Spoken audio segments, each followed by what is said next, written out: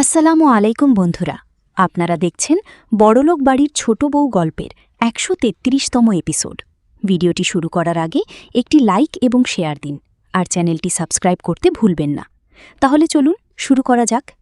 ভিডিওটি শুরুতে আমরা দেখতে পাই বড় বউ বলে, বিয়ে করে ওকে বাড়িতে এনেছিলে, আর এখন ঝামেলা হয়েছে আর ওকে একবারও সুযোগ দেবে না। তখন অর্জুন বলে, ও এমন কোন কাজ করেছে যে ওকে সুযোগ দেব? ওর একবারও মনে হয়নি এটা আমাকে জানানো উচিত ছিল? ও নিজেই এখানে থাকতে চায় না। এদিকে সতু মামা অহনাকে বলে, ভুল মানুষ মাত্রই হয়। ওরা যদি তোমাকে নিতে আসে, তোমার চলে যাওয়ার জন্য আমার খারাপ লাগবে, কিন্তু তুমি তোমার সংসারে খুশি থাকো, ভালো থাকো, সব বাবা মা সেটা চায়।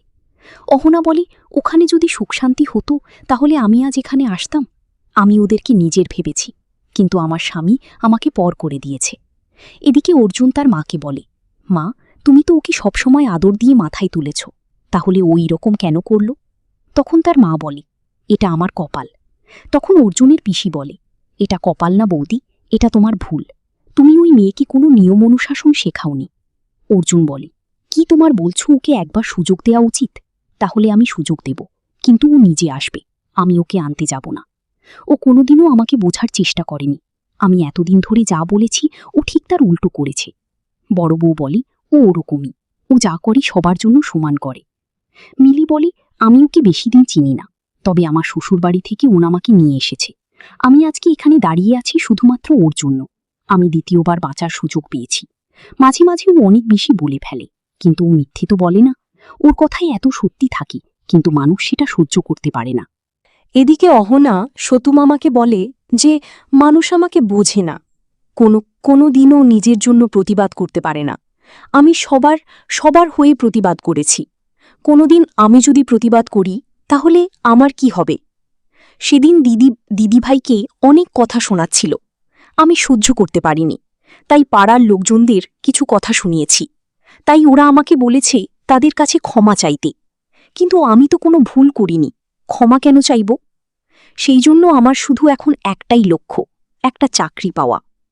তখন সতুমামা বলে, চাকরি করতে হলে পড়াশোনা করতে হয়। তিনি বলেন, খাবার বানাতে গিয়ে সময় নষ্ট করেছ, নিজের পড়ার কথা একবারও ভাবনি। তুমি একবারও আমাকে শুনুনি তোমার কোন বই পড়া উচিত। অহনা বলে, কাল থেকে আমি রান্নার জন্য অনেক কম সময় দেব, আর বাকি সময় আপনার পাশে বসে পড়াশোনা করব। অহনা বলে, মামা, আপনি আমাকে নিজের মেয়ের মতো ভাবেন। আর যদি আপনার মেয়ের সাথে এরকম হতো, আপনি কি তাকে জোর করে ওখানে পাঠাতেন? তিনি বলেন, কোনোদিনও না। অহনা বলে, আমাকে একবার সুযোগ দিন, আমি মন দিয়ে পড়াশোনা করব, একটা চাকরি করব। এদিকে আবার দেখা যায় পিসিমণি বলে, তোমরা ওখানে গিয়ে ছোট বড় হাত পা ধরে এখানে নিয়ে আসবে। তখন অর্জুনের মা বলে, আমরা কি সতু মামার বাড়িতে এমনি যেতে পারি না? তখন পিসিমণি বলে, হ্যাঁ, যেতেই পারো, কিন্তু তুমি শুধু কি তোমার আত্মীয়র সাথে দেখা করতে যাবে, নাকি তোমার প্রিয় ছোট বউকে নিতে যাবে? তখন আমার শাশুড়ি মা বলে, আমি শুধু ওখানে গিয়ে ওকে জিজ্ঞাসা করব, ও এখনো বাড়িতে কেন আসেনি, আর কবে আসবে। ও যদি বলে ও এখানে আসবে না, তাহলে আমার ছেলেকে আমি আবার দ্বিতীয়বার বিয়ে দেব। সেই কথা শুনে বাড়ির সবাই অবাক হয়ে যায়। পিসিমণি বলে, এবার ছোটুর জন্য একটা ভালো মেয়ে দেখব। যদি তোমরা বলো তাহলে আমি নিজে একটা মেয়ে দেখব। তখন অর্জুন বলে, আমি এসব নিয়ে এখন ভাবছি না। তখন তার মা বলে, এখন ভাবতিস না, কিন্তু ভাবতে তো হবে। এরপর অহনার শাশুড়ি মা মনে মনে বলি, ছোট বউ যদি আসতে না চাই, তাহলে আমাকে একটা চাল চলতে হবে। দেখতে হবে ও আমার ছোটকে সত্যি সত্যি ভালোবাসে কিনা। আমাকে দেখতে হবে ছোটুর মনে ছোট বউয়ের জন্য কোনো জায়গা আছে কিনা। তারপর সকাল হয়। অহনার শাশুড়িমা এবং বাড়ির ৩ বউ ছোটু মামার বাড়িতে আসে। অহনার শাশুড়িমা বলে, আমাদের বাড়ির বউ এখানে আছে, আপনি জিজ্ঞাসা করার প্রয়োজন মনে করলেন না সতু দাদা?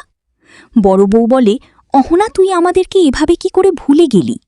তখন অহনা বলে, দিদি, কখনো কখনো ভুলে যাওয়া কারোর জন্য ভালো।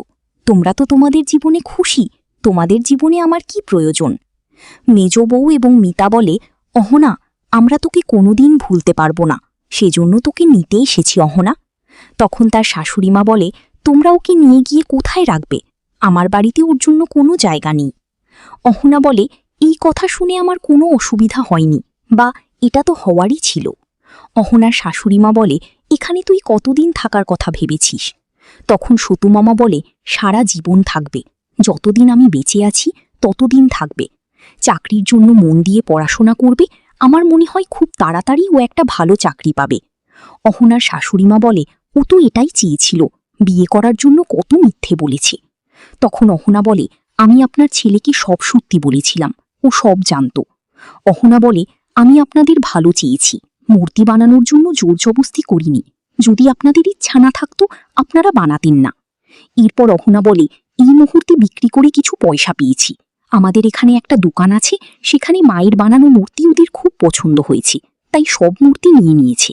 তোমরা যদি মূর্তি বানানোর কাজ করো তাহলে আমি ওই দোকানের খোঁজ দিতে পারি, তোমরা মূর্তি ওখানে দিতে পারো। তারপর বড় বউ বলে, অহনা তোমাকে ছাড়া আমাদের এই কাজ কি চলবে? এরপর আপনার শাশুড়িমা বলে, আমরা এই কাজ আর করব না। তারপর অহনা ৬,০০০ টাকা তার শাশুড়িমাকে দেয়, বলে এটা মূর্তি বিক্রি করার পয়সা। এবং আজকের পর্ব এখানে শেষ হয়। আজকের পর্বটি যদি ভালো লেগে থাকে একটি লাইক এবং শেয়ার দিন, আর হ্যাঁ, চ্যানেলটি সাবস্ক্রাইব করতে ভুলবেন না। পরবর্তী পর্ব দেখার জন্য আমাদের সাথে থাকুন। ধন্যবাদ।